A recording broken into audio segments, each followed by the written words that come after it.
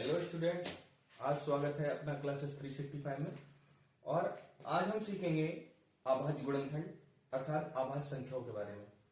क्योंकि हम जो सवाल करते हैं क्लास में, तो बुक्स में अक्सर लिखा रहता है कि अभाज्य संख्याओं में ही गुणनखंड प्राप्त करें।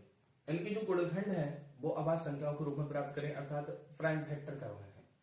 तो आज हम देखने वाले हैं कि अभाज्य संख्याओं की कैसे करके हम पहचान करते हैं। तो सबसे पहले हम अभाज्य संख्याओं के स्टेटमेंट के बारे में लिख लेते हैं। तो जैसे अभाज्य संख्याएं हैं उनके बारे में लिख लेते हैं। तो हम लिखेंगे बे संख्याएं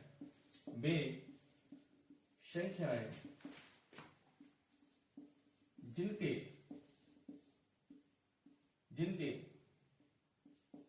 गुणनखंड या उनके मल्टीपल बोल सकते हैं। इनकी गुणन, यानी हिंदी में हम गुणज बोलते हैं, गुणन या गुणजों की संख्या या अधिकतम 2 होती है। कितनी होती है? 2 होती है। तो बे संख्याएं अभाज्य संख्याएं, इन इंग्लिश में कहते हैं प्राइम नंबर,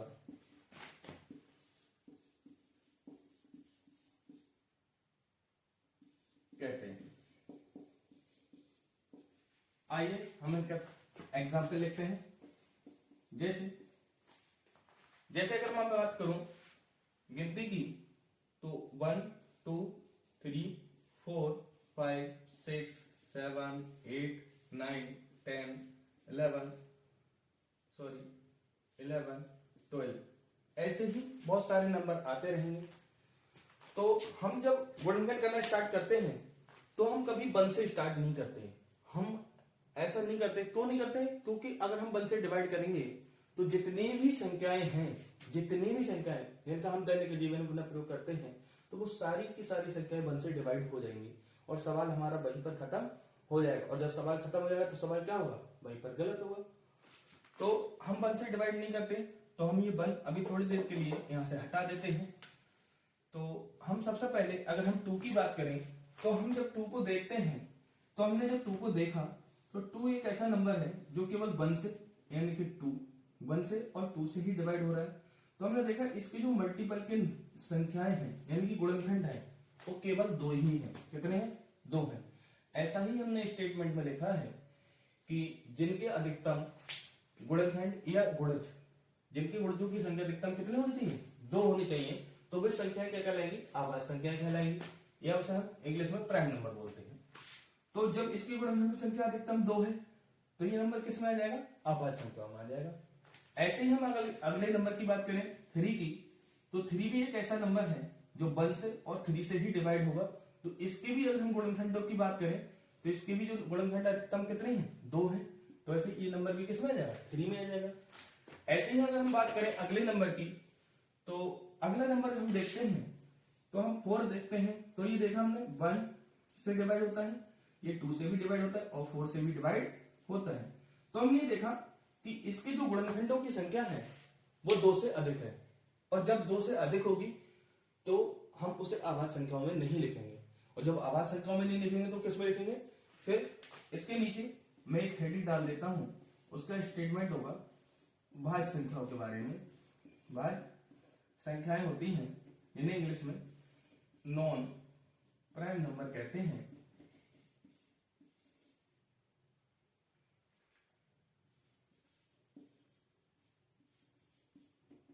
तो अभी हम इसे बाद में लिखते हैं, पहले हम इसे और समझ लेते हैं। तो मैंने देखा कि यहाँ पर जो गुणनखंडों की संख्या है, ये जो मल्टीपल की संख्या है, वो 2 से अधिक है। तो हम इसे अभी नहीं लिखते हैं। तो इसके बाद में हम अगला नंबर चेक करते हैं 5। तो 5 को जो हमने चेक करा, तो हमने देखा ये 1 से डिवाइड होता है और 5 से ही डिवाइड होता है, यानी कि इसकी भी मल्टीपल की संख्या कितनी है? 2 है। तो इसे भी हम किसके अंदर लिखेंगे? भाज्य संख्याओं के अंदर लिखेंगे। ऐसे ही 7 है, तो 7 भी ऐसे ही हम चेक कर लेंगे। तो ऐसे हम थोड़ा और बड़ा नंबर लेके देखते हैं। जैसे अगर काउंटिंग में हमारा 23 आता है, तो 23 भी ऐसा ही नंबर है जो 1 से और 23 से ही डिवाइड होगा। तो अभी हमने ये भी सीखा था कि बे संख्याएं जो 1 से और खुद से यानी कि सेल्फ से डिवाइड हो जाती हैं तो वो नंबर भी क्या कहलाते हैं, आभाज्य संख्याएं कहलाते हैं। तो कुछ वो बातें हम जब भूल जाते हैं तो हम इस मेथड से हम ये निकाल सकते हैं कि जो नंबर 1 से और खुद से ही डिवाइड होती हैं वो संख्याएं क्या कहलाती हैं, आभाज्य संख्या कहलाती है। या हम उन्हें कह सकते हैं कि वे संख्याएं जिनकी गुणनखंडों की संख्या या गुणजों की संख्या अधिकतम 2 होती है तो वे संख्याएं आभाज्य संख्याएं कहलाती हैं। तो ये जो 23 नंबर है वो भी कहीं ना कहीं आभाज्य संख्याओं में ही आता है।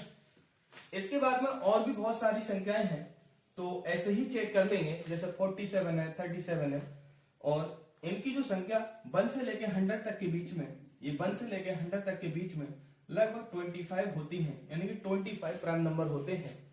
तो ये 25 प्राइम नंबर आएंगे।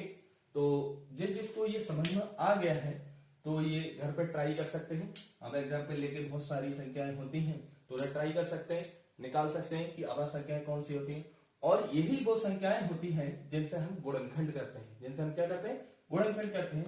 मैं आगे ऐसे लिख देता हूं कि अगले 7 आएगी, फिर इसके बाद में अगले 11 आएगी, इसके बाद में अगले 13 आएगी, इसके बाद में 19 आएगी, और इसके बाद में फिर 23 आएगी, इसके बाद में फिर आगे 29 आएगी। ऐसे ही संख्याएं आती रहेंगी। तो ये आप घर से ट्राई कर सकते हैं होमवर्क में। इसके बाद में हम अगला जो स्टेटमेंट है भाज्य संख्याओं का, तो इसे भी हम लिखते हैं और इसे देखते हैं कि भाज्य संख्याओं का कैसे पता चलता है। तो ये होती है भाज्य संख्याएं, नॉन प्राइम नंबर।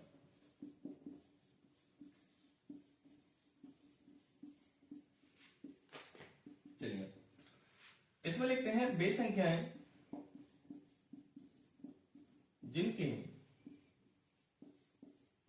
गुणनखंड या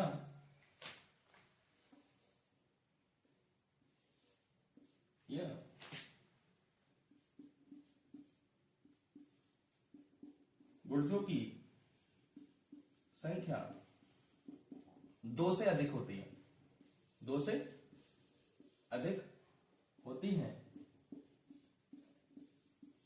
2 से अधिक होती है,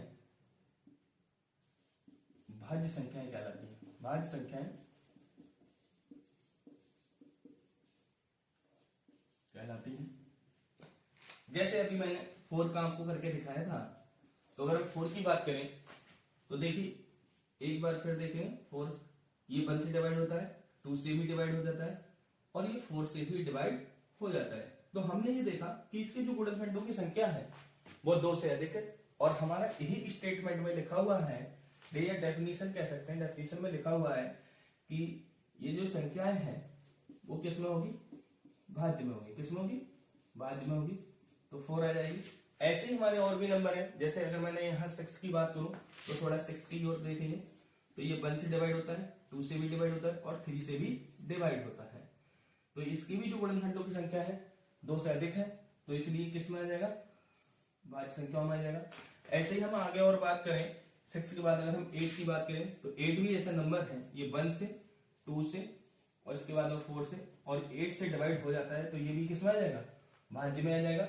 ऐसे ही अगर 9 की बात करें तो 9 भी एक ऐसा नंबर है जो 1 से, 3 से और 9 से, यानी कि इसके भी गुणनखंडों की संख्या क्या है, 2 से अधिक, 2 से अधिक, 2 से अधिक है।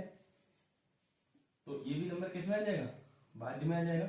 ऐसे ही अगर हम 10 की बात करें तो 10 की बात करें तो अगर हम 10 को देखते हैं तो ये 1 से डिवाइड होता है, 2 से भी डिवाइड होता है, 5 से भी डिवाइड होता है, और 10 से भी डिवाइड हो जाता है। तो इसके भी जो मल्टीपल हैं या गुणनखंड हैं या गुणज कह सकते हैं, तो वो भी 2 से अधिक है, इसलिए इसे भी किस में आएगा, भाज्य संख्या में आएगा। तो ऐसा नहीं है केवल हमारे 10 नंबर तक काउंटिंग लिखने से ही ये सारे नंबर ये आते हैं, या 10 नंबर तक ही प्राइम और नॉन प्राइम होते हैं। ये जितनी भी गिनती है इनकी दैनिक जीवन में या संसार में जितनी भी संख्याएं अभी तक हैं, तो हम कह सकते हैं कि उनमें सब भाज्य और अभाज्य संख्याएं भी होती हैं। ठीक है, तो इसी प्रकार हम ये निकाल सकते हैं कि भाज्य संख्या और अभाज्य संख्याओं के कैसे का पता लगा सकते हैं। तो हमारी जो सबसे महत्वपूर्ण संख्याएं हैं बेसिकली यही यूज होती हैं कि आवाज संख्या से गुणनखंड करना, आवाज संख्याओं से गुणनखंड करना। हम अगली क्लासेस में यही सीखेंगे कि आवाज संख्याओं से कैसे करके गुणनखंड करते हैं। अगर आपको अच्छा लगा हो तो आप वीडियो को लाइक करें और सब्सक्राइब भी करें। Thank you.